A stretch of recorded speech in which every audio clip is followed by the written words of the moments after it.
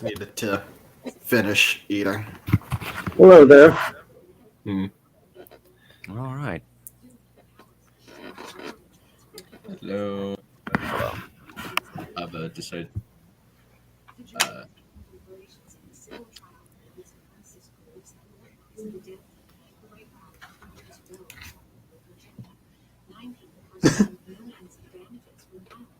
Okay. And I have the screen sharing all queued up. Okay, so I probably better not go first because I'm about to have lunch myself. So probably best not go first. Yeah, I think we said I was going first because I have the screen share. And then if you're done with lunch by that point, then we can do Balerion. Yeah, and if not, then Aspiring can go. And you chaps can take longer turns if you like, because it might be an hour before I'm actually done eating. Oh, is that for a second I thought that was David Benioff or something. No, I don't think so. These are characters for the play that I'm reading. Oh, okay. Well, this will be interesting. Yep. So yeah, whenever you're ready, done, you can get us off. Oh wait, we're live. Live. How about that? Yeah, He is live. and he's already pissed off. Okay. No intro then. I guess we're getting right into this. Yes, he has more Apparently. things to do. Okay. So this is an old piece of mine that I wrote way back in college, almost a decade ago now. This is it's a play called The Experiment, and it's well, we'll just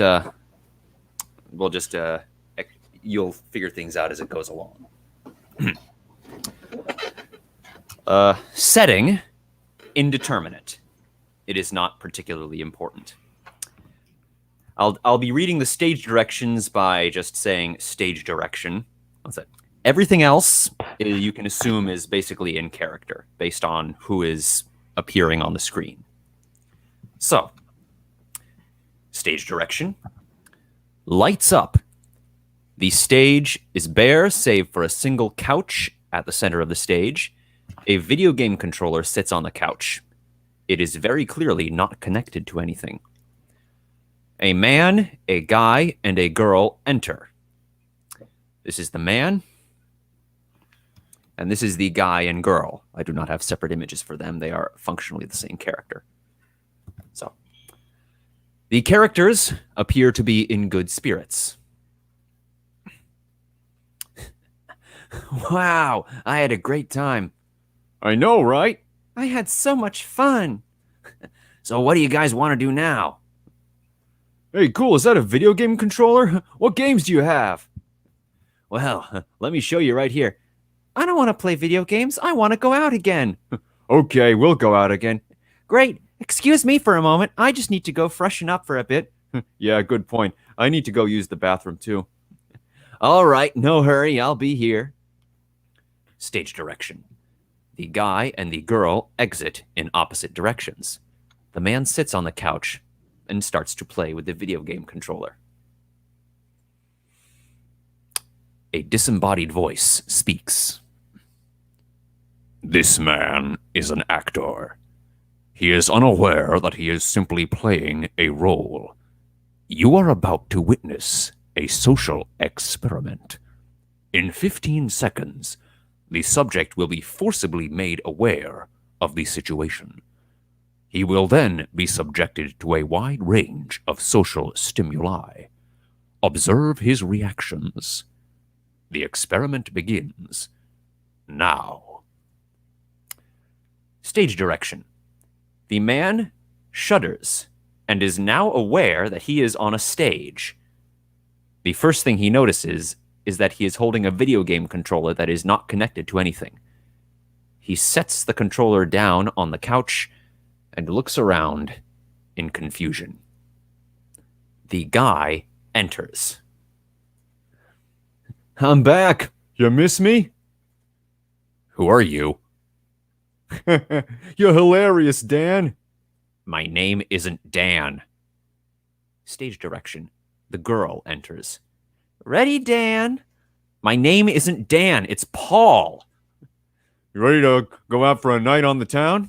Yep, let's go. Yeah, I don't think I'm going with you guys. You're not coming? Oh, come on, be a sport. No, I'm pretty sure I'm not going with you guys. You're sure? Yeah, I think I'm gonna stay here and, yeah, stay here. Okay, but you don't know what you're missing. I'll cope. See you later. Stage direction. The guy and girl exit. All right, what the hell is going on here? Now the subject will be placed in a situation with an unequal distribution of power. Wait, who said that? Danny! Stage direction. Enter an older gentleman. He is the man's boss. He is a boisterous, terrible listener and far too happy for his own good. He is also a little drunk. And who are you? Danny, just the guy I've been looking for. My name is Paul. Say, Danny, I got a bit of a problem, and you are just the guy for the job. Get it? Hey, it's funny, you had to be there. Anyways, here's the problem. So I was at the store last night, and I got really drunk, and I sort of fired everyone. Nope, wait. Yeah, it was everyone. So I need someone to cover the store until I can hire some more people. You think you can handle that? No. Great. I knew you wouldn't let me down, Donnie. I haven't agreed to any... Did you just call me Donnie? You're a great guy, Donnie. Now I can go on vacation, secure in the knowledge that all 3 shifts are covered. Wait, vacation? What? How long is this going to take? Don't worry, kid. You'll be fine. See you in 3 weeks. Oh, boy. Stage direction. The boss leaves. At this stage in the experiment, we introduce a family member. Note the subtle changes in the subject's behavior. Okay, seriously, where is that voice coming from? Stage direction. An orderly in a white coat rolls out a crazy woman in a wheelchair. I don't listen to the voices. I don't think they want to talk to me anyways. Who are you? You mean you don't recognize your own sister, Daniel? Oh, right. Yeah, sister. I get that. That makes sense. So, how are you doing? You had me committed to an insane asylum. Right. I remember that. So, how are things there? Horrible. Absolutely dreadful. I can't take it anymore. I mean, they're taking very good care of me, and the food's rather good, and there's plenty of things to keep me busy, and, well, I'm not going to lie, it's been very nice to get away from your constant nagging, but it's awful. I'm living in a nightmare. A very comfortable, well-managed nightmare. How can you do this to me? To me, your own mother.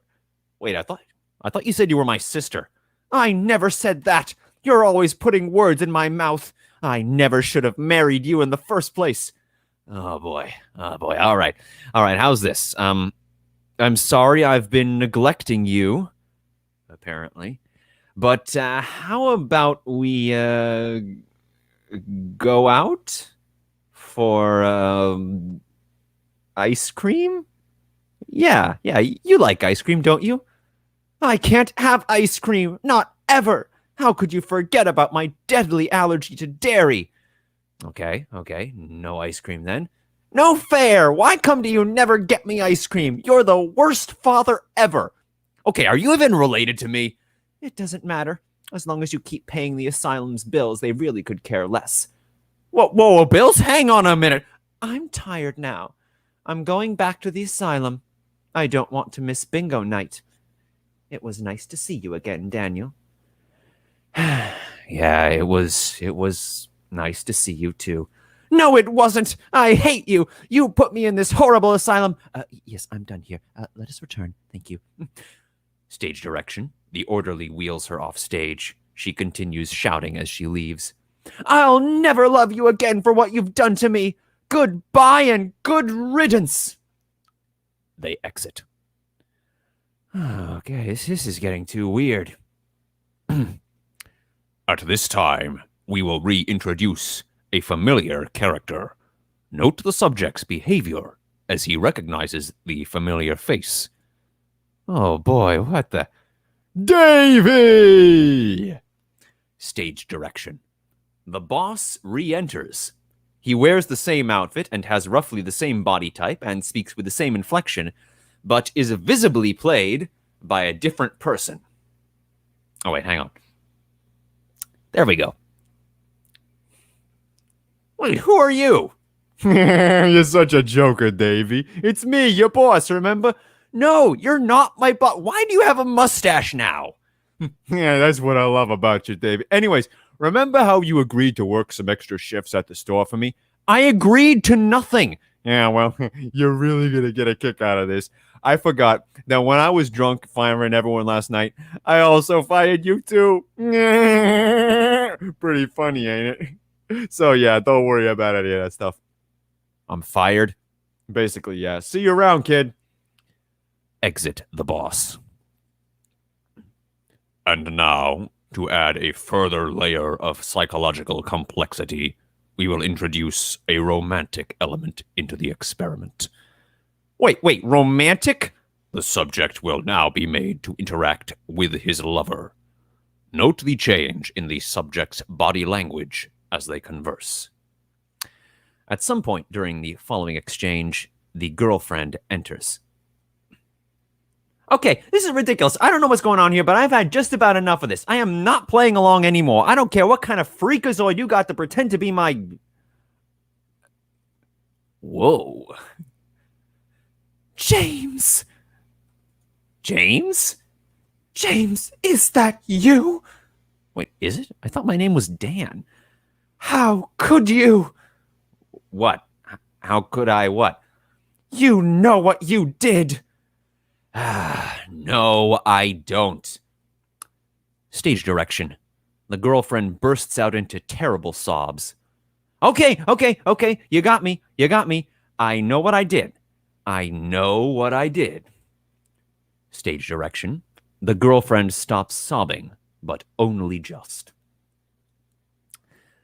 But for the sake of discussion, let's just go over what I did one more time. Stage direction, the girlfriend resumes sobbing with redoubled force. God damn it. How can you treat me like this? I've never met you, lady. Do I mean so little to you? I don't even know your name. Do you just want to use me for my body? I mean, well, I don't know. Is that an offer? Oh, how dare you? Well, worth a shot. If you keep this up, I'm going to slap you. No, you won't. You're an actress. You're probably just going to wave your hand or something. Stage direction. The girlfriend slaps the man viciously.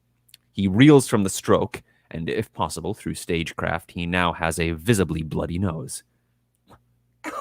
You hit me! You actually hit me! I think you broke something here. Wait. Hey! Stage direction. The boyfriend storms onto the stage. And who the hell are you supposed to be? Are you her boyfriend? Don't play dumb, you lying bastard! Oh God, you're not my boyfriend, are you? Stage direction. The boyfriend punches the man in the stomach, causing him to double over and collapse to the ground. The boyfriend stomps on the man. After a few moments, the girlfriend joins in. I don't know what I ever saw in you. You are a terrible, terrible person. You brought this on yourself, jerk. Let's get out of here. Good idea. I can't stand to look at this bastard for much longer. Stage direction. They both exit together. Well, at least they're gone. Man, I wonder who's going to come out next. Well, Whoever it is, it can't possibly be much worse than... Oh, shit. Stage direction.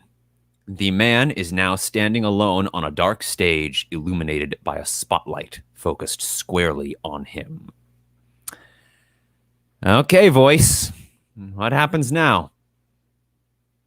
At this stage in the experiment, the subject will be permitted to reflect upon his failings as a human being. My what? I don't even know what's going on here. Your failings as a human being. No doubt they are clear to you at this point. Okay, all right, that's it. I am not cooperating any longer until I get some sort of an explanation.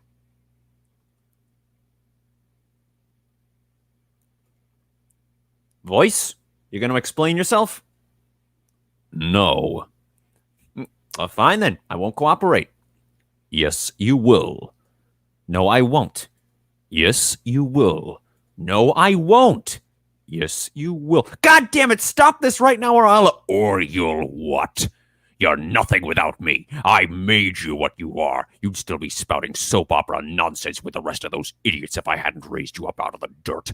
I control everything and everyone in here, and there's not a damn thing you can do to stop me. Stage direction. Lights come back up. Oh, you know what? You know what? You're wrong. There is something I can do. Something that'll completely throw off your little scheme. Stage direction. A bystander wanders onto the stage, carrying a folder beneath one arm. Hey! Hey, you! Sorry. I need to tell you something really important. Yeah? Okay. You are not real. Okay, that's nice. No. You're not getting it. None of this is real. Ah, I see. And I suppose you're not real either? No! Oh, no. No, I'm real. I'm very real. I'm the only real thing here. I don't know, except for the voice, apparently. Dude, you're crazy. Damn it, I'm not crazy! Stage direction. The guy and girl enter from the rear. Dan, we need to talk. What are you guys doing here? You're losing your mind, Dan. My name is Paul! You're losing your grip on the real world. The real world is losing its grip on me! Stage direction. Both bosses enter from opposite sides of the stage. You're not well in your head, kid. That's why I fired you. Ha! I knew you were two different people! Stage direction. Both bosses speak together. What are you talking about? Girl. You need to get help, Dan. Stage direction. Enter the crazy woman, no longer in her wheelchair. The orderly follows after her, pushing an ominously empty wheelchair with a video game controller placed in the center. Come with us. You'll like it at the asylum. I'm not going with you. You're not even my daughter. Listen to yourself. You need help. We're doing this because we all care about you. Stage direction. The girlfriend and boyfriend enter. They are apparently a couple now. I don't. I hate your guts. You've brought this madness upon yourself, James. And my name is Dan. Wait, no, it's not. It's not. I'm Paul, god damn it. All right, this is it. I'm calling the police. No, Stage direction. The bystander and man struggle. A bunch of papers fall out of the bystander's folder. The man snatches one of them off the ground. Hey, give me that. I need those. Listen to me. None of this is real. These papers don't even have words on them. They're just props. Yes, they do have words. No, they don't. Oh, hang on. Stage direction. The man looks more closely at the piece of paper. He begins to read. What is this? Hang on. Listen to me. None of this is real. These papers don't even have words on them. They're just props. girl? Yes, they do. Man? No, they do. I just said that. It's been for. My name is Man. Stage direction. All hell breaks loose. The man begins screaming wildly and is tackled by the boyfriend, both bosses, and the medical orderly. He is forced into a straitjacket and placed onto the wheelchair. He is slowly rolled off stage. The experiment is now concluded. Thank you for your participation. Stage direction. Exit all but 2 characters, whichever would be the funniest in the circumstances. The 2 actors visibly drop out of character. They are now inexplicably British. Ugh, bloody amateur. Last time I ever worked with an American college student. Ugh, talentless yobbos. Every man jack of them. Fancy a drink and a shag, my treat? Pinot Noir, the 84. Capital, do let's. Stage direction. Both exit together. Lights down. End of play.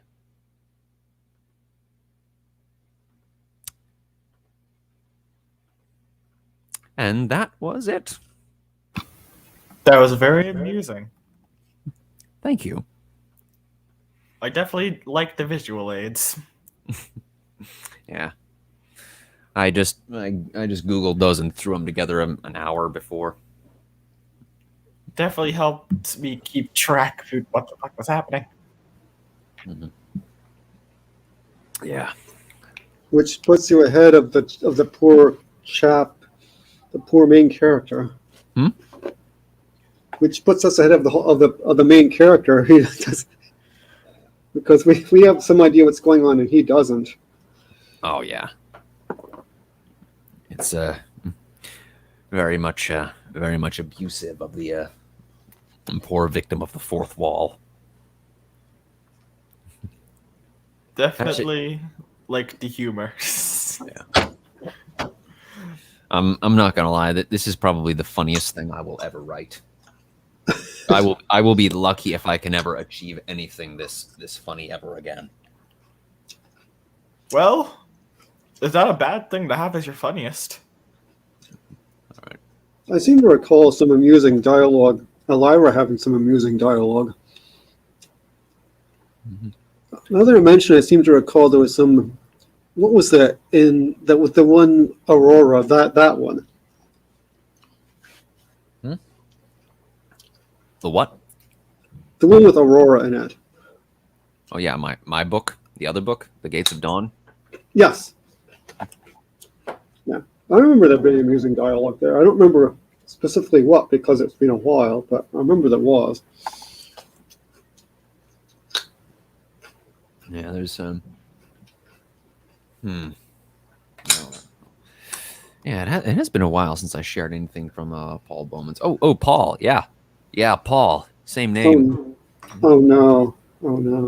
Yeah. Good Honestly, choice. I've always just considered Paul as the perfect default protagonist name. You know. Really? Yeah, I mean it covers the whole gamut from like the Superman, like Paul Atreides, to the tragic everyman, Paul Bauma from All Quiet on the Western Front, and everything in between. Yeah. So yeah, I just automatically, whenever I need a protagonist who's really just there to be the protagonist, Paul is my standard default name. I'm not sure I have a default name, but then most of mine are parodies anyway. And basically, if Shenna was a boy, I would have called him Paul. That's my thinking there. Or I wouldn't if I hadn't already used up one Paul in the Gates of Dawn. Guess it's a good thing for her she's a lady then. We'll get confusing. Yeah. You should probably rename Gareth and Yannick Paul, though. I don't know. So yeah, all right. Which of you wants to go next? Aspiring, Count?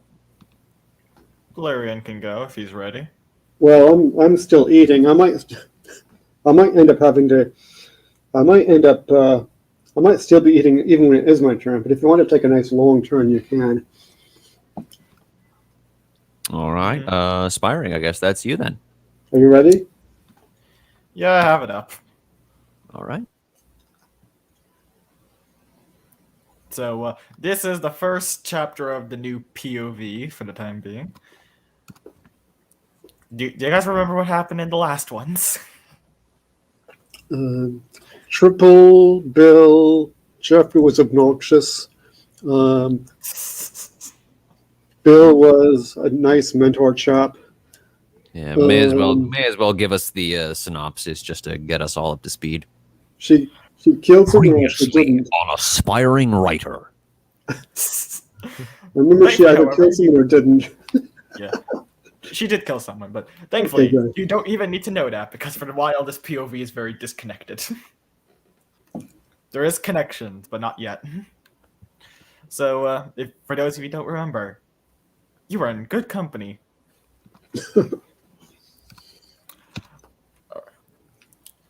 Q finished setting the first of his explosives on the composite glass of the circular viewport and sat back with a groan, his knees cracking from hours spent squatting. Tipping the large brim of his hat up, Q let out a content sigh as he watched the distorted stars stretch past him. He reached out as if to grab them, but felt nothing. It was hard to feel anything through his atmospheric chute, which extended over his entire body like a second skin. Then again, there wasn't much to feel in space anyways. Q's comm pinged as someone contacted him. "What's your progress?" Mitra asked when he entered the channel. "All the explosive parameters have been set. Is your space host in position?" "Not yet," Mitra said. "You're sure you don't have another way of getting into the ship that doesn't require making a hole in it? Nudging in that magic code of yours?" "Nothing on hand, no. Besides, I'm supposed to be the distraction, and there's no better distraction than a hole in your hull." While Q didn't hear anything, he got the impression Mitra was rubbing her forehead while letting out a sigh. "Fine, damaged goods it is then. You're sure that explosive of yours will penetrate the hull, right?" "Mitra, are you nervous?" he smirked, his voice amused. "Of course I'm nervous," she snapped, keeping her voice quiet. "I'm trying to break into new recruits, and you've outright admitted using this hijack as a chance to test out your new toys." Q groaned quietly. He should have never mentioned the weird explosives to her. "Trust me, it'll work. A bomb that doesn't actually explode isn't exactly reassuring, Q. Just tell me when your space host gets into position. The last thing we want is someone to walk past the window and wonder what's a square device attached to it," Q said before disconnecting. Stupid host had the powers of a god and still couldn't do the simple task of enslaving an Epidian drive.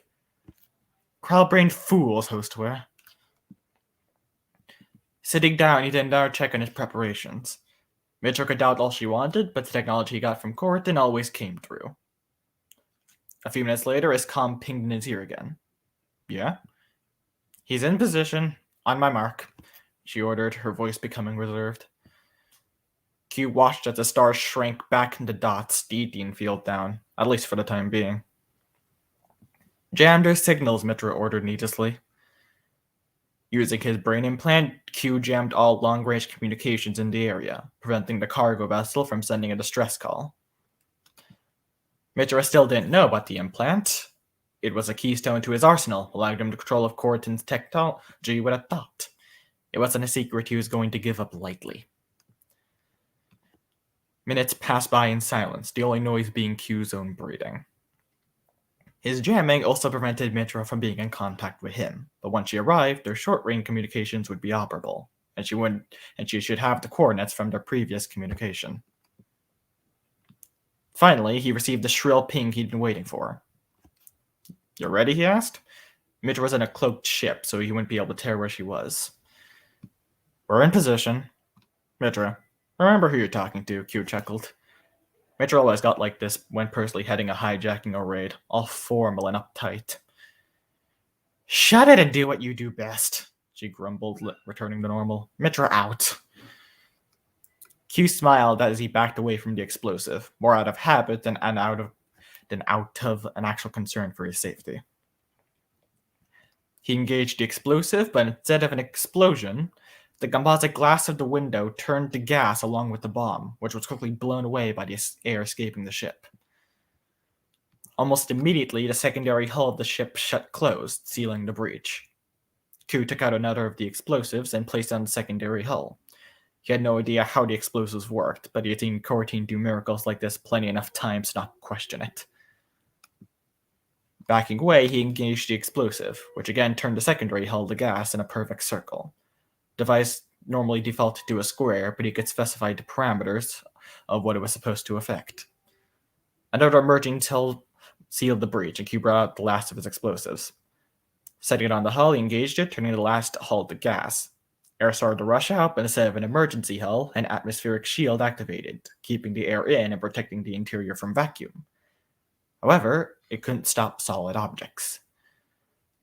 Q jumped down the breach and into the ship, landing on the wall of the well-lit corridor. The alarm was blaring from his first breach. He looked sideways, or up from his perspective, at the breach he had made, nodding appreciatively at his handiwork. All three of the breaches lined up perfectly. Taking a closer step to the ceiling, he jumped, orienting himself sideways to the wall as he made his grav boots let the ship's artificial gravity take effect. He felt the direction of down change, and he landed on the floor without so much as a stumble, spreading his hands dramatically. A ping from his comm drew him out of the moment. What? Are you in? Mitra demanded. Yes, you have your distraction. You can enter the ship any time. Good. Make your way to the central bridge. I'll have a team meet you there. Do you think I have memory? Sorry, someone fucking called me on Discord. Where was I? Do you think I have memory loss? I heard you explain the plan. As if you ever listened to me, Mitra said under her breath. Hey, I listen, Q said defensively. I just sometimes choose to ignore you. Mitra let out his satisfied hum. Just get there before the team. I don't trust the new recruits not to get themselves killed. Mitra out.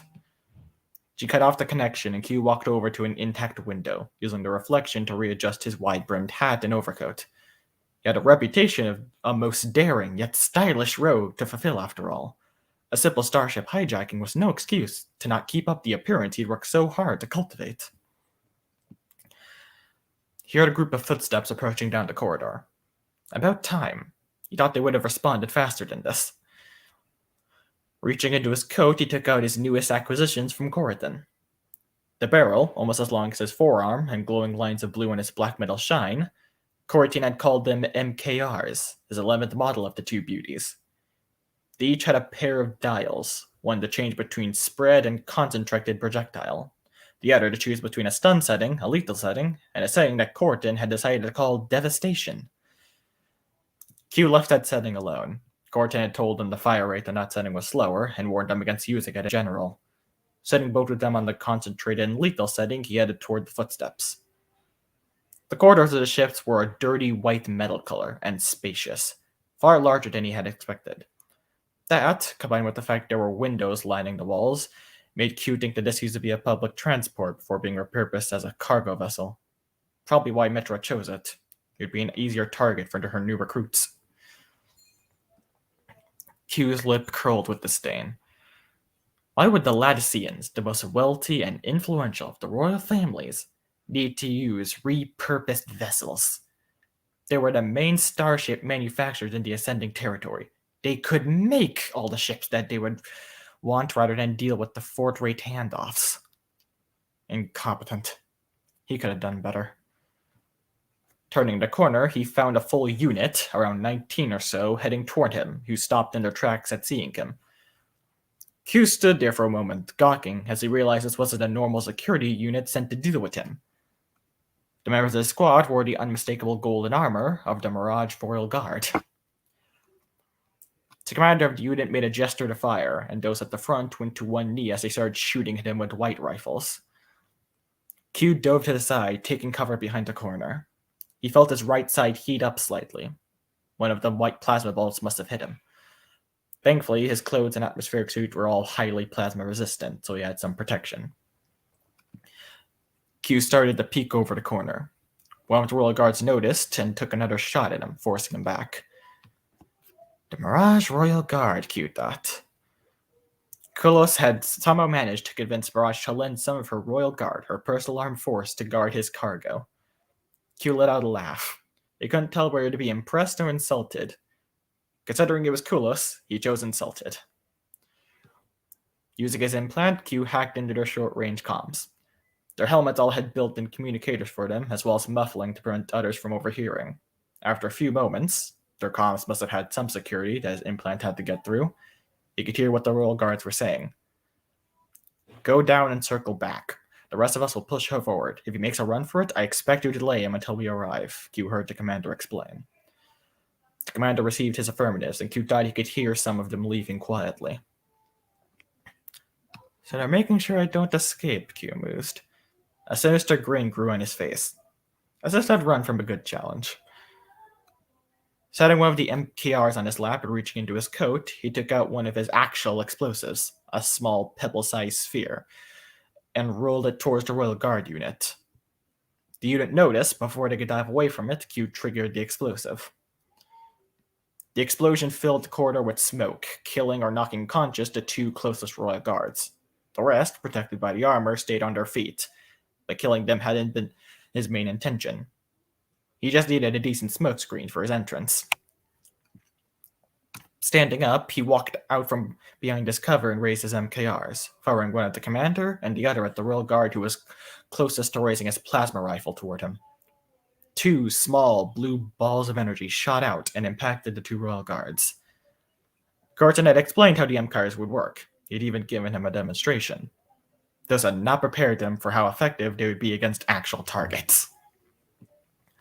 As the balls of energy made contact with the Royal Guard armor, the area they hit crunched under them as they broke the armor and plowed through the Royal Guard's entire body, leaving a gaping hole. The momentum was so great that their limp bodies rolled back even after the energy pierced through them. The rest of the Royal Guard froze, staring at the two dead comrades in surprise before slowly turning back to him. For a moment, Q thought they might flee, but to his fortune, they leveled their plasma rifles at him. Q couldn't stop himself from giggling, grinning wildly. This was going to be fun. The Royal Guards fired, and Q changed his direction of gravity upwards while diving forward, landing on the ceiling with his back right above the unit, uncomfortably warm from the plasma bolts that hit him. The Royal Guard weren't surprised by this. They would have been told about his gravity-changing shenanigans, but they still needed a moment to change their aim from in front of them to above them. Q didn't give them that moment. He fired down upon them, the balls of energy plowing through one target and knocking over the other one behind them before dissipating. He changed his gravity toward the wall as some of the Royal Guard shot where he had been previously. Q fell on his right side with a grunt. The Royal Guard that had been knocked down were starting to recover. He killed 4 in his barrage, but there were still 6 alive, and the white plasma arms were dangerous to him this close. Making a split-second decision, he changed his gravity to take him back to the corridor, to the corner he'd used for cover. He grabbed the sides of his coats and pulled them to cover his face for extra protection as he fell away, his arms getting dangerously hot from the plasma fire. Sorry, I lost my page.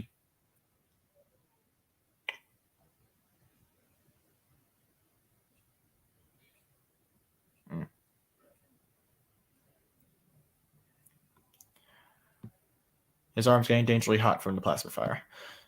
Before he landed, he made his grab boost repulse, the boot's second feature, so he landed with almost a bounce and hovered above the ground, or in this case, the wall. The fall hadn't been quite so far that he needed it, but it was best to be sure.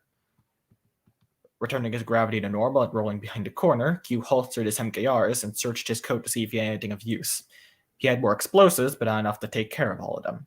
His Etian grapple wasn't useful in tight quarters, and plasma had suddenly fired from down the corridor Q was in, hitting his side. The Royal Guards had been sent away and come to join the fight. There were 5 of them, 2 taking cover behind the corridor and 3 in the corridor. Picking up and holding the side of his coat for cover, Q unholstered his MKR and fired back. The plasma ball started burning away some of the material of his coat, its heat absorption finally pushed beyond its limit. He'd killed the 3 open ones when the other 6 turned a corridor behind him, catching him in the middle of a crossfire. Before Q could put some distance between him and the guards, one of them shot him almost point blank, right at his hip. Plasma bolts, and instantly leave the muzzle, are much hotter than they are even a meter out of the plasma arm, and white plasma arms were just behind Blight in terms of heat grade. Q growled as his sides felt like it went up in flame, the bulb burning through his coat, shirt, and atmospheric suit all, despite being made out of some of the most plasma-absorbent material it has ever seen. Q rolled away, his side complaining at the maneuver. He spun to face the 6 royal guards, firing his MKR. With his other hand, he brought up one of the explosives and rolled it behind him without looking, doing a count before detonating it. Q shot 2 in the head before taking out his Etienne grapple, a small ball that attached itself to objects using Etienne on a handle shaped like half a square. Pressing the trigger while still firing his MKR, the grapple attached itself near the corner of the 2 royal guards that had been taking cover. Changing his gravity to take him backwards, he fell away from the guard shooting at him and arced into the corridor the other 2 were in. The 2 royal guards, both still alive from the detonation, twisted their head in surprise. His gravity keeping him on the ball, he fired his MKR at the closest one, killing them and knocking their friend behind them off their feet. Returning his gravity normal and dropping onto the floor, he approached a dazed guard and put his MKR on their helmet, pulling the trigger. Blood sprayed up from the wound, hitting Q's face. His lips curled down into a frown. These weapons were a bit messier than his normal plasma arms. That blood could have ruined his coat. Slipping another explosive into his fingers, he threw it at the wall of the corridor the remaining 4 royal guards were in. It ricocheted off the wall and Q triggered it. Leaning out the corner, staying in cover this time, he shot the remaining 3 royal guards who had dove for cover. The 4th appeared to have died in the explosion. Walking up to the 4th, he took off their helmet and found she was alive, if barely. The explosion probably gave her a concussion and some broken bones. Q stepped away and shot her, careful to make sure no blood got at him. He went to check on the royal guards he used the first explosive on, removing their helmets. He found them both still alive, but unconscious. His explosions didn't seem to be powerful enough to kill someone in royal guard armor. Q shot them both in the head, not wanting to ruin any more of the armor. Q let out a breath, the feeling of exhilaration slipping away now that the fight was over. He checked his plasma arm and was relieved to find that it hadn't reached the bone, though a good chunk of him was gone.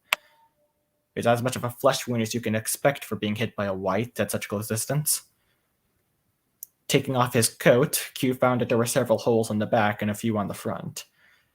He felt his shirt and found it also had holes, some still warm from the plasma.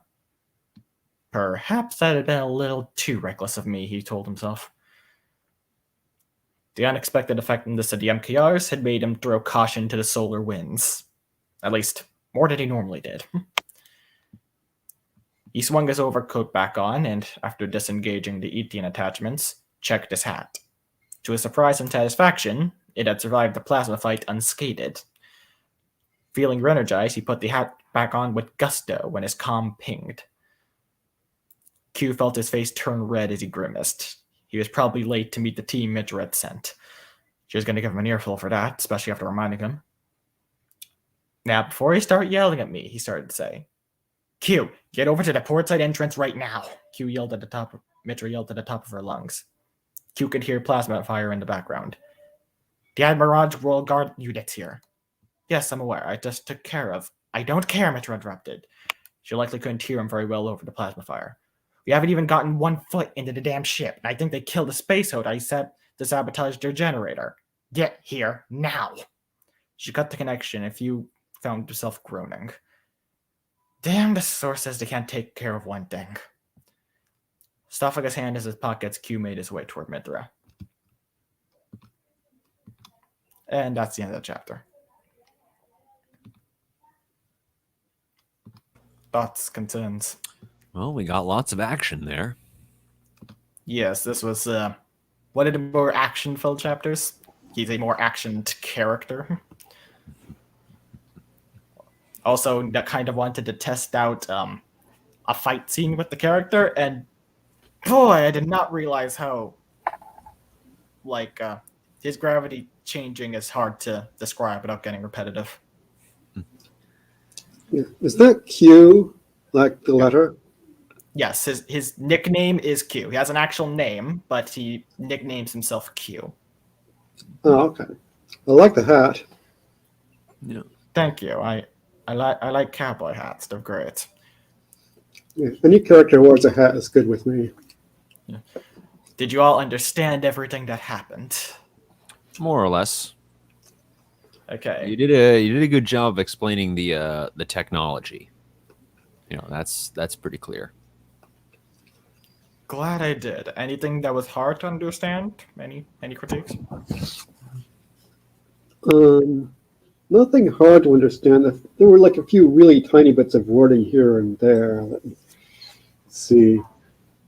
Like really small things, like hand-offs, like hand-me-downs, maybe? What else do I have here? To his fortune, like fortunately, maybe just fortunately. Careful not to get, whatever, killed or whatever it was. Taking care not to, blood. I can't read my own handwriting. Taking care, maybe, not to get blood, whatever. I mean, those are like really, really picky even though. Yeah, the issue about not getting blood on that specific thing, that was a little hard to follow. It was? Well, I mean, what was he trying not to get blood on? His coat. Just himself.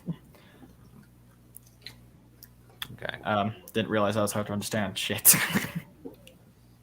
Pretty small thing. Yeah.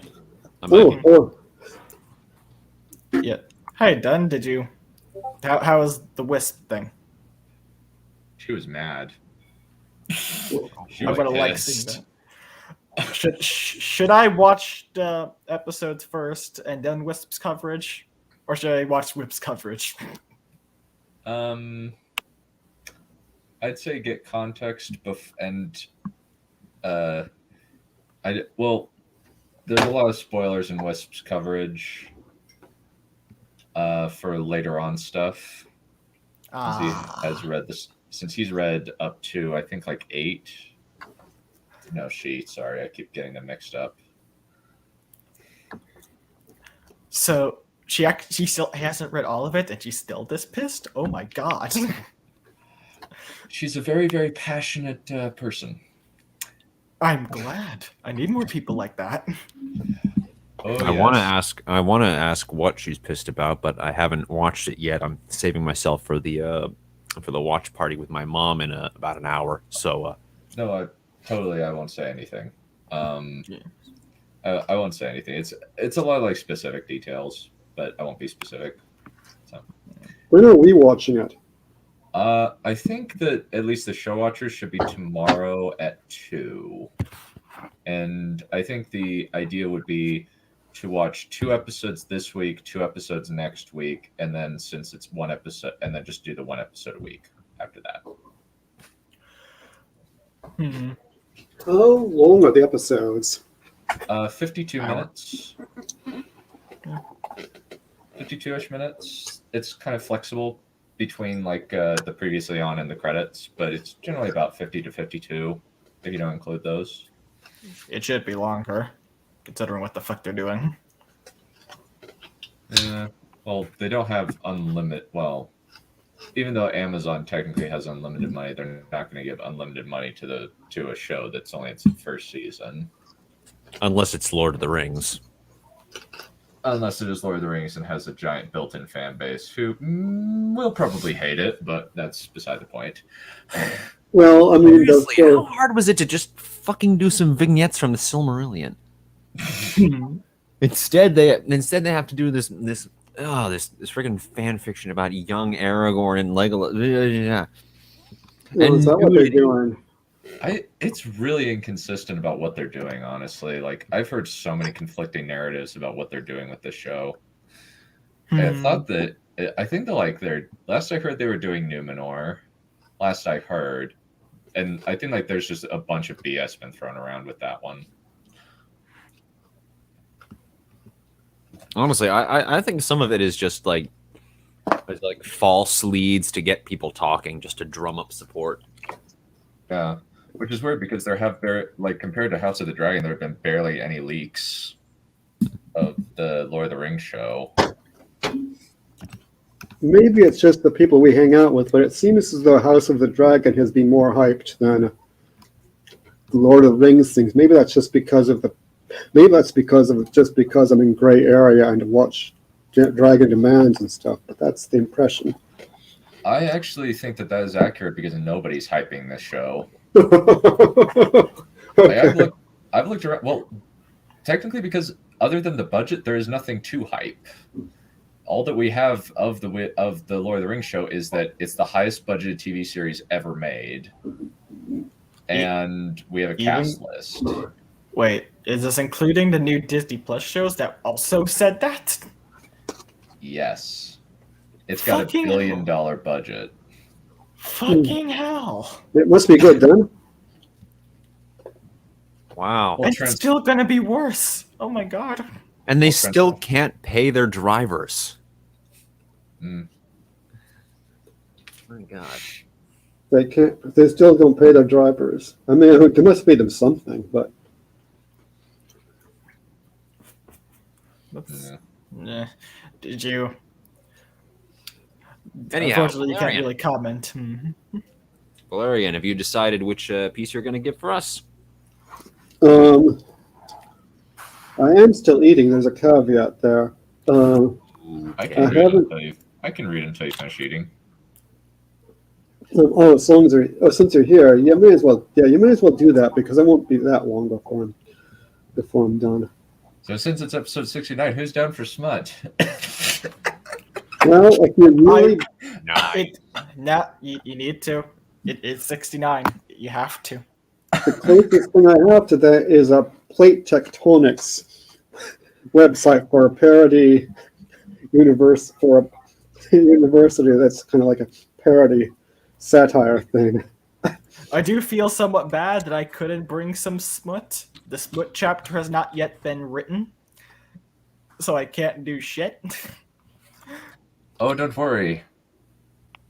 I have you covered. If this is the incest thing, I don't want to hear it. Hey, he said smut. No I got a offense. bun. I feel like Becca purposely avoided this because of the Oh God, it is incest today, isn't it? It's not incest. They're not siblings. They're step siblings. They think they're siblings. It's incest. Becca explained this to you 6 trillion times. Then, okay, it's like there's the spirit of it, and then there's the actuality of it. Yeah, I mean, they think it's incest. So from a moral point of view, it's incest. Well, they know From by this moral. by the point in time that I would be reading, they know that they're not brother and sister. But See, they, that's better. but they were already like making out when they thought they were. But that Yeah. doesn't matter now, now does it? Well, kind of does. No. This is Or I could just- 69. We have to. All right. Let's get this moving. Or I could read smut from Battle of the Seven Sons. That's also the possibility where it's just cousins screwing. Cousins aren't so bad. No, it is not. It is worse than step siblings, Balerion, because they're Yeah. actually blood related. Yes, but they don't think. But they weren't raised as siblings. Cousins have been marrying each other for centuries until only recently Look, become a taboo. Jaime and Cersei were some of my favorite characters in Game of Thrones. I think we can handle a little bit of incest with just step siblings and not actual siblings. Well, no offense to Bright Lord Commander Dunn, but he's no Gurm. Also, like Yeah, well, yeah, admittedly, and also like the relationship between Jamie and Cersei is clearly awful. True. The only like decent sibling relationship is technically the uncle niece marriage, the brother sister triangle, brother sister trio of Aegon and his sisters, and Alysanne and Jaehaerys, though some of that might be ever so slightly in-world whitewashed by Grand Archmaester Gildane. Yeah, yeah, those are the ones that hop to mind. Yeah, or like I guess, yeah, pretty much that's most of them. So, well, I'm kind of joking. I don't have to. No, you have to. The fans expect it. You can't. This is the only time we have a 69. Oh, oh no, oh no, oh no! If he doesn't do it this time, we'll never get to. Oh, here is incest pornography. Oh. You say it, but it really is. Once it's done, we never have the 69. You'll have the 69 go past. Yeah, you'll have to wait until the 420th show. It will be the least dirty stream, but with the dirtiest name. You can't have that. Well, We had Commissioner Carl's comedy. We had my action thing. Now we need your porn. well, we could do my smutty plate tectonics webpage. Now done smut. Done That's- smut unique smut. I'm not making that up. I mean, we did make it up earlier. There's a history behind that, but I'll explain that later. Well, might as well get it over with. And I'm gonna be people are going to be technically reading this in 2 to 3 years anyway, possibly next year. I'm not sure yet. I need to finish two more books in between this one, but thankfully this one is actually like weirdly closer to being published than the two before it. So, yeah, what can you do? Also, there's only one person in the chat, and we have not heard anything from him for almost an hour, or her. Yeah. I'm pretty sure they're gone. Well, no, it's literally they're one definitely person gone. watching. Well, And literally, that like, person's there's one probably person me. watching. Like, one viewer watching it. yeah, And that that's probably me. probably. It might be me. I opened it up so I could link to it. Allison Igesit? Oh, there we go. So my YouTube account was kind of banned. What? What? Or you remember that thing I sent you over Discord, the meme? Not really. What was it? The rags one. Canal. What about the sailor chap? Do you want to hear it? He's muted. That's his way of saying no, I think. He was saying yes earlier. Okay, guys, my clock's run out. I really have to bounce. I'm sorry. Alrighty. Ah, shame. Alrighty. Well,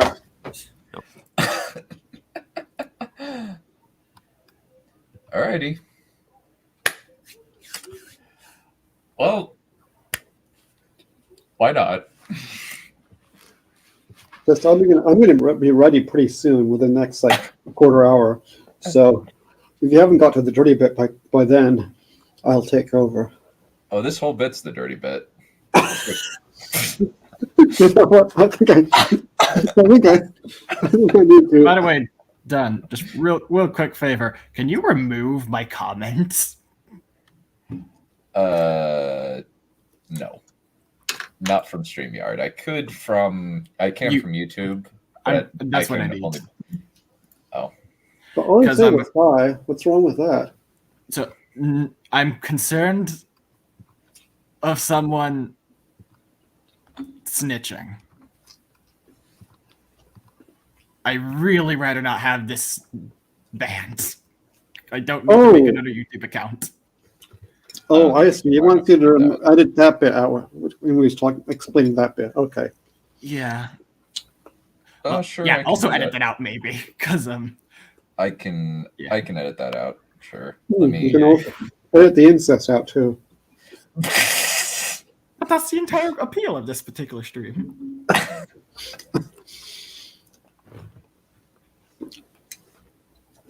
And just so you know, this is like chapter 23. It's like page like 257. And the entire thing consists of no comment. Yeah. What can you do? I will. Okay, it's not really loading on my iPad. I'll figure it out later. Oh, that's a pity. No, the book is perfectly. Oh, you know it'd be hilarious if Balerion read it. If Balerion read this. Well, you'll get an idea. You'll get an idea what that will be like when I read my bit. Because if I did read yours, I'd probably just skip over the. Well, I mean, I'd be skipping over most of it. But probably It's not showing up. It's not showing up. So I think you deleted it. So if you deleted it, I think you deleted it.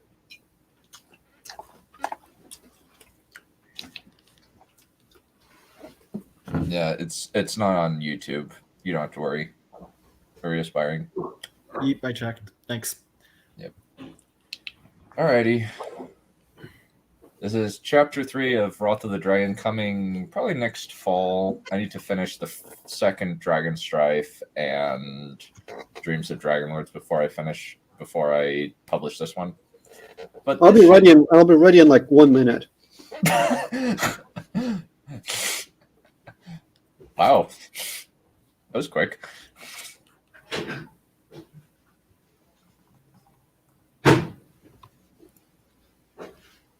Yeah.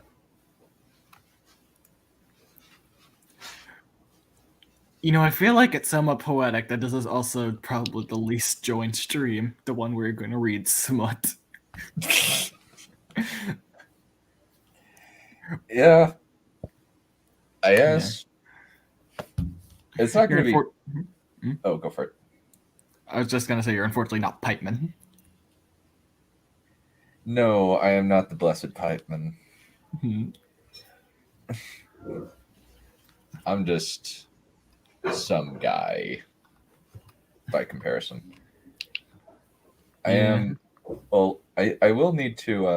Well, actually, like, I guess maybe like you can read like if you just kind of do you care about spoilers or like vague spoilers, aspiring. If you don't, then you can possibly watch Wisp's Wheel of Time, Wisp and Mai's Wheel of Time coverage. I was annoyed the first episode. He was annoyed through the whole. She was annoyed through the whole thing. Something tells me you're trying very hard to be tolerable to this show. There are a lot of things I don't like, but I kind of am. They're at least being upfront as opposed to Dumb and Dumber.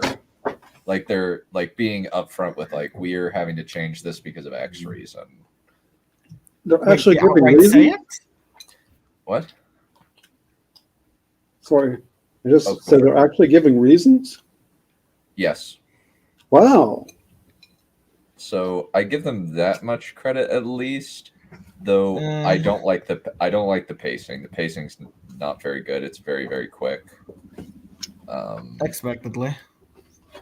Yeah, since for reference, they've covered at least like half of Eye of the World in 3 episodes, possibly a third. They've covered a large section of it, and I don't know how much they're really going to do since they've like done a lot of hops, skips, and jumps over a lot of stuff and shuffled some things around. So I legit have no idea what's going to happen. Okay. Oh God, this is going to be embarrassing. It's a jolly good thing no one's watching this.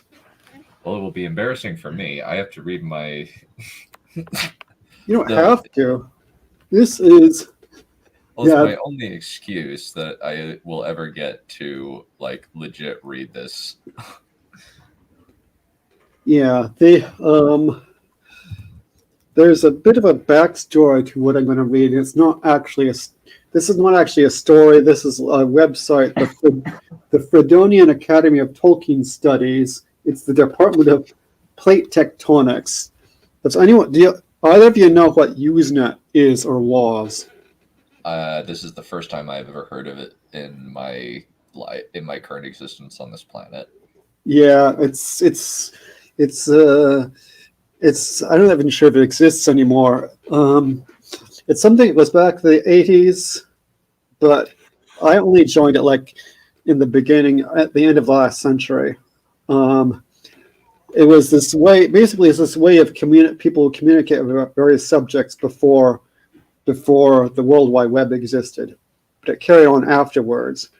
And they had these the group devoted to Tolkien. They had a couple of groups. One of them was alt fan Tolkien. That's how they did. Alt is alternative, fan is fans, fandom, Tolkien. They had like two adults in the middle of it. So at one point, people were going on about. They tended to be taking kind of a literal approach and like get into questions like, do Balrogs have wings? And blah, blah, blah. At one point, they were getting heavily into plate tectonics. So my friends and I found that very amusing for some reason. And so we invented this. And this is part of a general larger website, which is about equal parts bizarre Tolkien cult, fake academic institution, and pyramid scam. So I think you mean scheme. Scheme, scam. Well, it's definitely a scam. So yeah. So that's what the basis of this is. So Department of Plate Tectonics. And like I say, this is not actually a story, but it's the closest I have to smut. Director Lustmulch. If there are any Germans listening, they'll know what that means. The department examines the topography of Middle-earth, valleys, rivers, hills, mountains, volcanoes, from the point of view of their evocation of human sexual and pansexual anatomy, studying the topography in light of Tolkien's insatiable lust for everything. It employs maps of Middle-earth as a self-pleasuring tool, not recommended for first-year slave students, nor for those without strong stomachs. You see, Tolkien's works are all about plate tectonics. And what is plate tectonics about? It's about how the churning lava of Mount Doom resulted from the tectonic plates grinding together. Yeah, those plates wanted each other. Like the elves lost it after the sea. Oh, yeah. And when the plates do the nasty together, they create all the hot beaches of Middle-earth, like those deep, wet river valleys and those round hills. Yeah, let's all have sex with Middle-earth. In literary theory, it's called a topography of desire, which is why they won't let me edit Tolkien's letters, because I might find out that Tolkien F-bleeped donkeys. Yeah, he wrote a letter about all the space aliens wanted to F-bleep. And the expert Odunvagar says I'd be careful about getting interplanetary diseases because Tolkien was too inflamed to use protection. And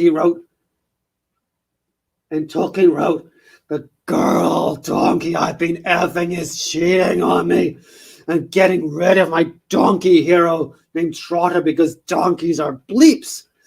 And did you know that Tolkien's uncontrollable lust caused the solar system? Yes, he was effing so hard that the planets split up from each other. And I want to go to the moon and F bleep the moon's craters now. Required course, Geology in Middle-earth, 100. And here's the syllabus. Geology in Middle-earth, 100. Blah, blah, blah. List of lectures. The 3rd of September, why geology is hot. 8th of December, Tolkien's sex life. I'm not sure if you want to listen to all this stuff. I'll probably just list a few of these and then quit. And then. No, keep going. This is amazing. Are you sure? 15 December, matter, metaphor, masturbation, and minerals. Chapter 3. 17 September, igneous rocks are messy. Chapter 4. 22 of September, volcanoes and the bleeps, or why Mount Doom erupts. Chapter 5. 24 September, weathering. Chapter 6. 29 September, sedimentary rocks lie on each other. Chapter 7. Maybe I'll skip the chapter numbers. That's kind of boring. The 1st of October, metamorphic rocks and fetishes. 6th October, geologic time. 8 October, midterm exam. 13th October, earthquakes when Middle-earth hops with lust. 15 October, Middle-earth's an atomic structure. 20 October, ocean basins, the Middle-earth gets wet. 1.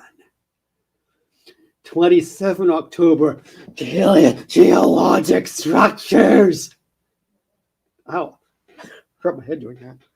29 October, mountain ranges, eregion, erection. 10 October, mass wasting. Actually, that was 10th of November, I'm sorry. 12th of November, streams and lakes, Middle-earth gets wet too. 17 November, streams and so forth. Heed no nightly noises when Goldberry gets horny. That's actually chapter 69. 19th of November, groundwater. 24th of November, groundwater continued. 26th of November, no class, travel days for students. I can recommend some hot bordelli. 1st of December, deserts. 3rd of December, glaciers are frigid. 8th of December, carefully with the tectonic plates. Geologically speaking, safe sex is a bore. 10th of December, geologic resources and brothels.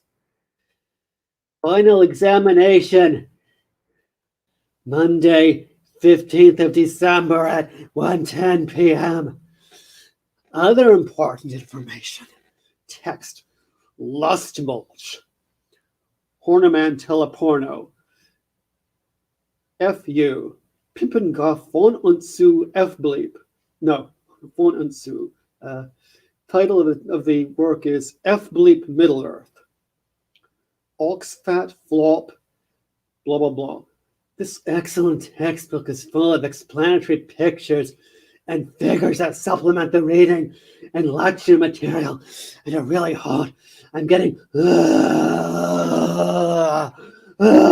just thinking about it. Use it to enrich your understanding and appreciation of how horny Middle Earth is. Yeah. That's enough, Professor Lostmulch. Please take your inhibitor pills immediately. And I think that's it. Is there anything else in here? I think that will do. That's enough of that. I think that's more than enough of that.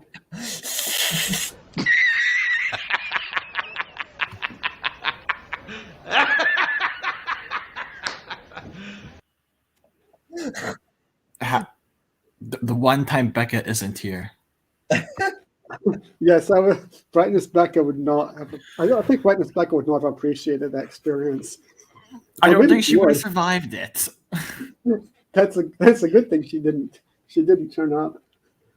Maybe. I would have wished just to see a reaction of what the fuck before leaving.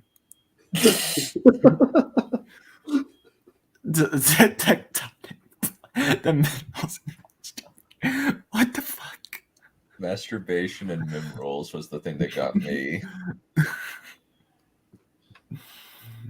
How horny Middle Earth is.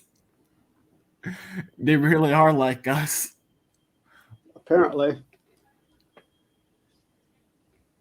Yep. So that was that. The chap named Lustmulch, she's notorious for lusting over every single thing. And he claims that Tolkien had sex with pretty much everything. One of his theories is that Edith was actually a flat board because apparently he never had sex with her, so therefore she must have been just a flat board. That's just hilarious. I guess Count Balerion has allowed this showcase to earn its title of 69. Yep, that means we don't need any more pornography.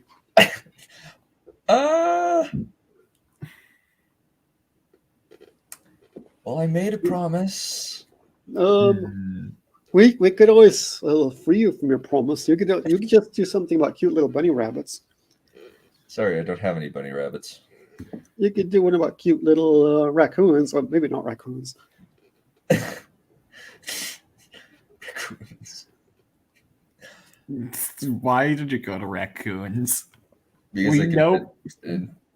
The human bunghole is No! to encompass a full grown. No, raccoon. Indeed, it is. no, I keep No. imagining a really chunky, full-grown raccoon, like a really fat one. no.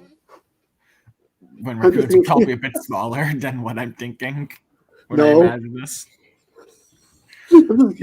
Cat, are you saying no to my imagination? I'm saying no to. I'm just saying. It seems safest at the moment just to keep on saying no to everything that either of you says.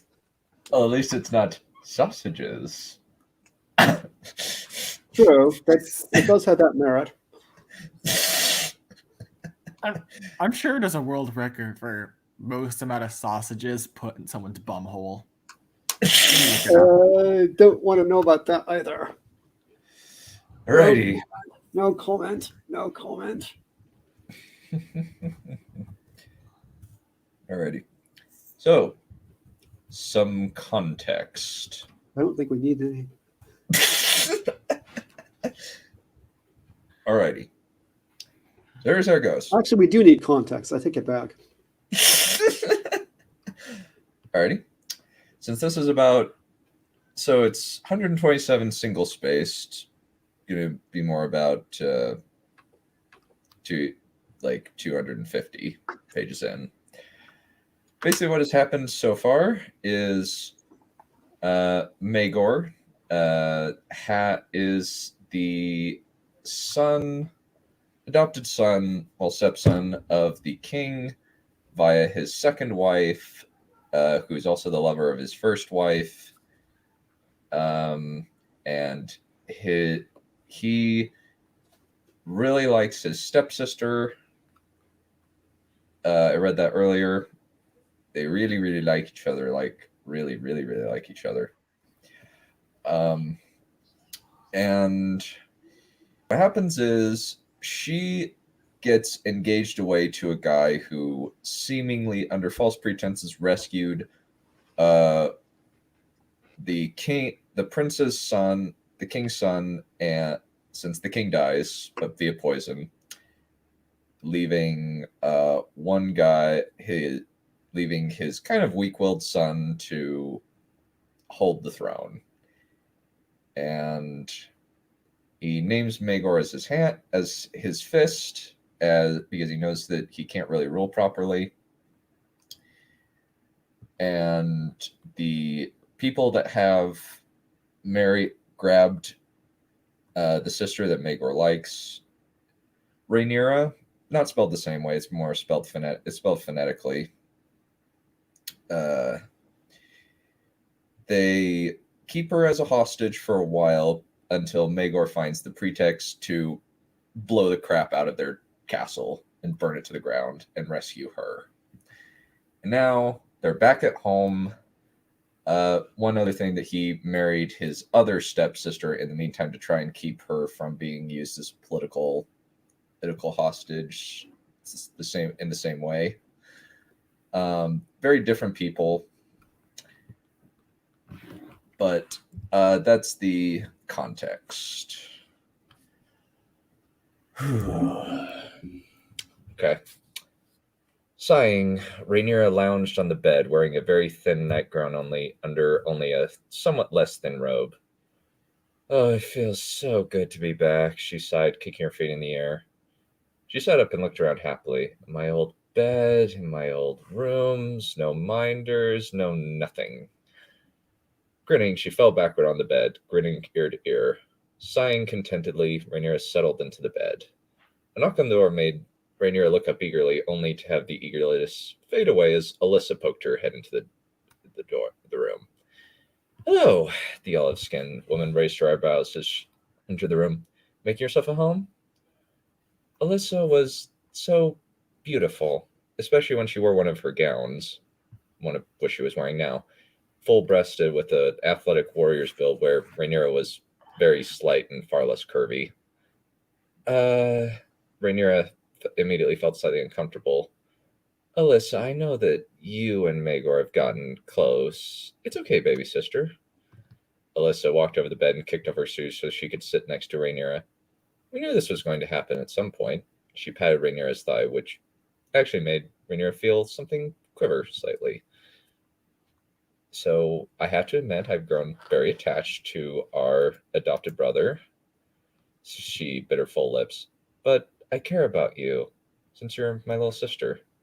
She cupped Rhaenyra's face. I don't want to lose you, but I don't want to lose him either. You don't have to. Rhaenyra gave her big sister a hug. Casually, she snaked her leg around Alyssa. So, what do you think about having me as a sister wife? She asked, putting her lips close to Alyssa's. In every way.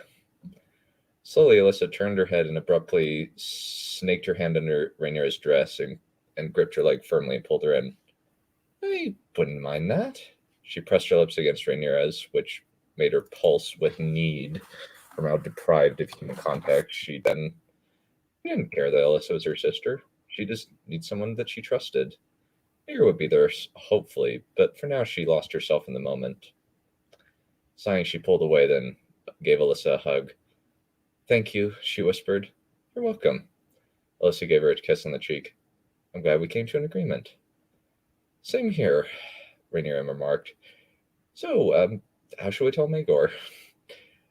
He's waiting outside for my say-so before coming in, Alyssa explained.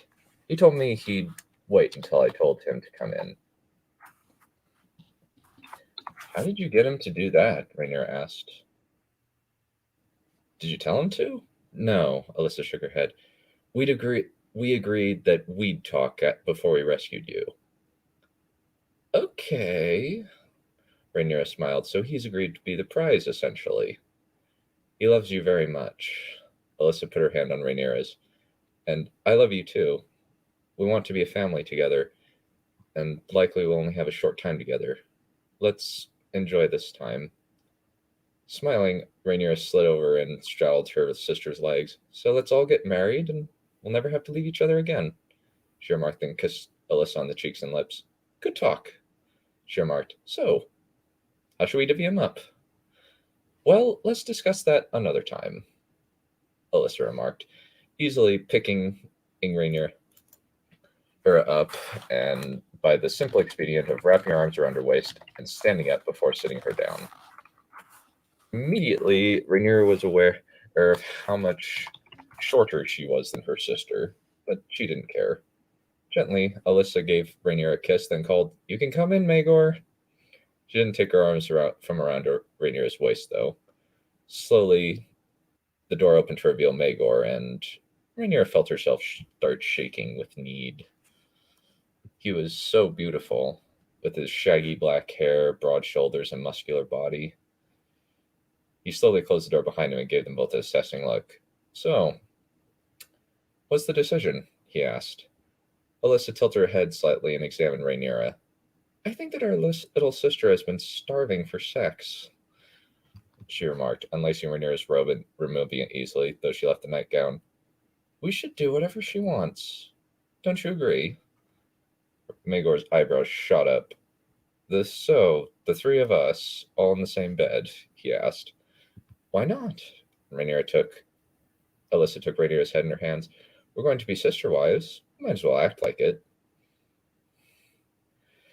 Aggressively, Rhaenyra shrugged out of her nightgown, leaving herself completely naked, put her hands around Alyssa's shoulders, then pulled her sister's dress, pulled off her sister's dress, and went on tiptoe so she could passionately kiss the taller woman. Moaning, they felt at each other's bodies for a moment. Then Rhaenyra felt Maegor's bare torso press against her back, and his hands started moving along her hips and then up to her chest. Moaning in exhilarated pleasure, Rhaenyra reached her arm up and pulled Maegor's head around so she could smash her lips against his as Alyssa started kissing her tummy and her legs before dipping between them. Oh, God, Rhaenyra. Thank you both. I've needed this. Oh, damn it, that's good. Abruptly, Alyssa came up and pulled Rhaenyra's face against her chest. Come here, she whispered. Rhaenyra moaned as Maegor pelt her up, hands running over her body. Running her hand through Rhaenyra's hair, Alyssa moaned as Rhaenyra kissed her chest, showing that she was enjoying what was being done to her. Rhaenyra pulled her face away, then started kissing Alyssa's neck, letting Maegor and Alyssa kiss over her shoulder with her between them. Suddenly, Maegor swept Rhaenyra off her feet and carried her to the bed before setting her down. Eagerly, she pulled him in, eagerly wrapping her legs around him. This was the best thing she'd felt in a long time. Once it was done, he simply rolled over so that she was on top of him. You know me too well. Then started moaning as Rhaenyra gasped, then started moaning as Alyssa came over and started helping them both get ready. Oh, you're really good, she remarked, pulling Alyssa's mouth to her chest as she ground herself against Maegor. Oh, that feels so good, she gasped. Oh, yes. Alyssa started kissing all down Rhaenyra's neck, then gently pulled Rhaenyra off of Maegor so she could straddle him. You want to do it more like this, she began, demonstrating, riding him, biting her lips. It just feels a little bit more intense. Rhaenyra watched them enraptured, strangely not jealous at all. Finally, Alyssa groaned and laid down on Maegor, kissing him gently, then prowled off of him and over to Rhaenyra so that their back was to Maegor. I thought you needed a rest before we started playing with you, Alyssa remarked, gently pulling Rhaenyra against her so they were pressed against each other. Rhaenyra reached around and put her arm around Alyssa's neck so she could kiss her. Sinuously, Alyssa slid her leg over Rhaenyra's and pulled her in even closer into her ardent embrace as they kissed. Abruptly, Maegor slid up against Rhaenyra while she was distracted, causing her to squeak and release Alyssa, only to be pressed between the two. Oh, I've missed sex more than I thought. Rhaenyra whispered as Maegor took her from behind. I miss you too. Thanks for... Oh, blood and fire. Gently, Alyssa ran her hand along Rhaenyra's side, helping her through her pleasure. Oh, that was great, she whispered, pulling Maegor in for a long kiss before doing the same with Alyssa. I needed this. Thank you for doing this with me. She cuddled against Maegor as Alyssa pressed herself against Rhaenyra's back. Thanks for getting me out of that place and carrying my needs. It has been so wonderful. We're just glad to have you back. Maegor pulled her close, making her feel as if she were safely tucked inside a fortress with nobody who possibly hurt her. She nestled her head against his shoulder. I love you, both of you. She glanced between her two siblings and cuddled closer to Maegor. We love you too. Alyssa started planting kisses down Rhaenyra's side, causing her to hum with pleasure. You don't have to worry about anyone else taking you away, she remarked, stroking Rhaenyra's bottom affectionately. Good, because I'm never leaving. Rhaenyra gave Maegor a kiss on the cheek. And that's it.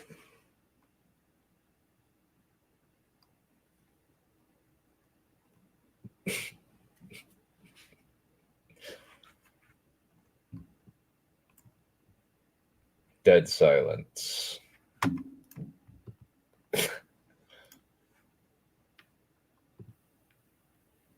Okay. Yeah, just not sure what to say. Good job. Well, thank you. So we'll go for it. I can definitely get the porn vibes off it.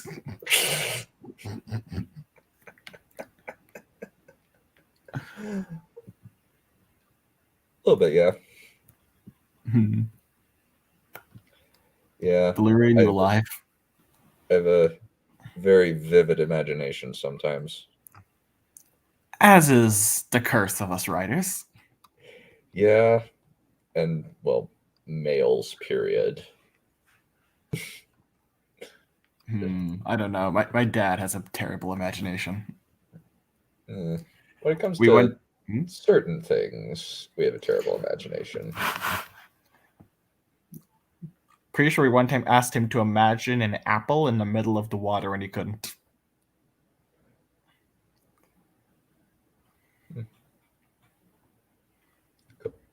Well, so, yeah, contextless. Yeah, very contextless. Very little here, but it is 69, and I promised. I did promise.